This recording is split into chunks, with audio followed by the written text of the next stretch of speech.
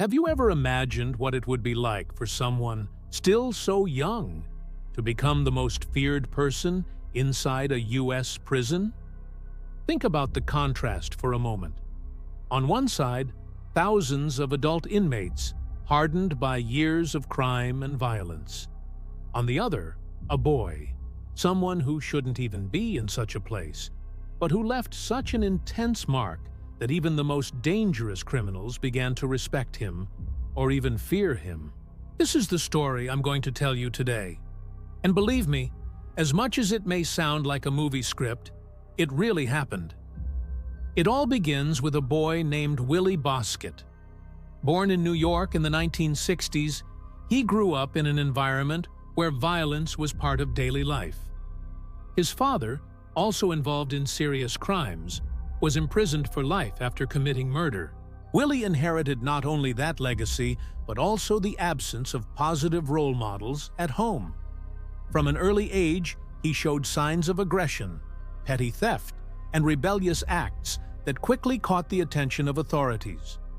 What few knew was that this boy was about to leave a deep scar on American criminal history. At just 15 years old, Willie committed 2 murders in less than a week. The shock was enormous, and soon the case made national headlines. But what horrified people the most was his age. 15 years old, and already responsible for 2 cold-blooded murders. At the time, New York law stated that minors couldn't be tried as adults. That meant that even with such crimes, Willie would be sent to a juvenile facility and could only be held until the age of 21. Outrage swept through the public and the political world. How could such a violent killer, capable of murder without hesitation, return to the streets in just a few years? The Willie Bosket case became a turning point. Public outcry pushed the state of New York to change its laws.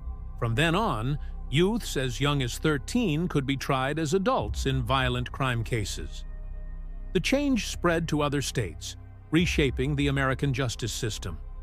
In other words, the violence of one boy altered the future of thousands of juvenile offenders.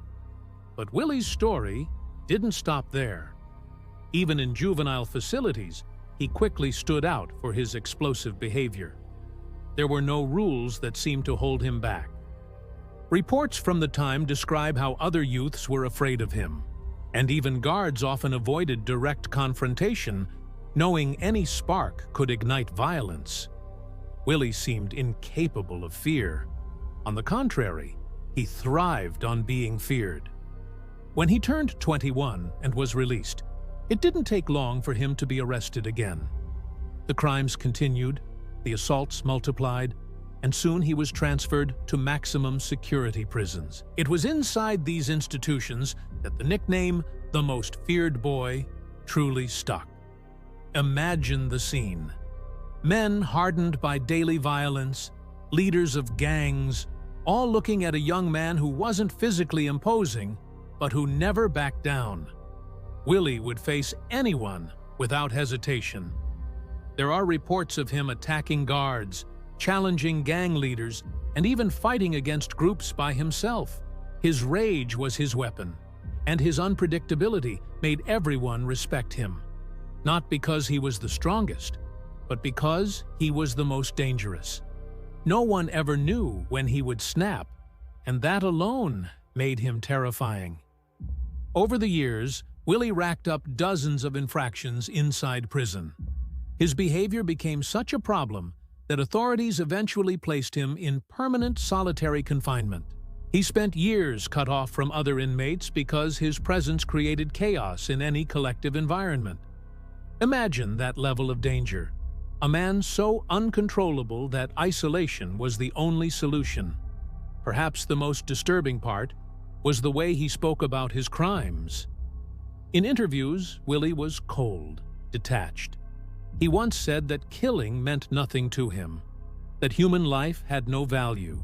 Statements like that only amplified the fear surrounding his name. After all, how can you control someone who doesn't value life itself? His story also sparked debates across the United States. Was he simply the product of a violent environment, marked by abandonment, poverty, and his father's criminal legacy? Or was he born with a mind shaped for violence from the start?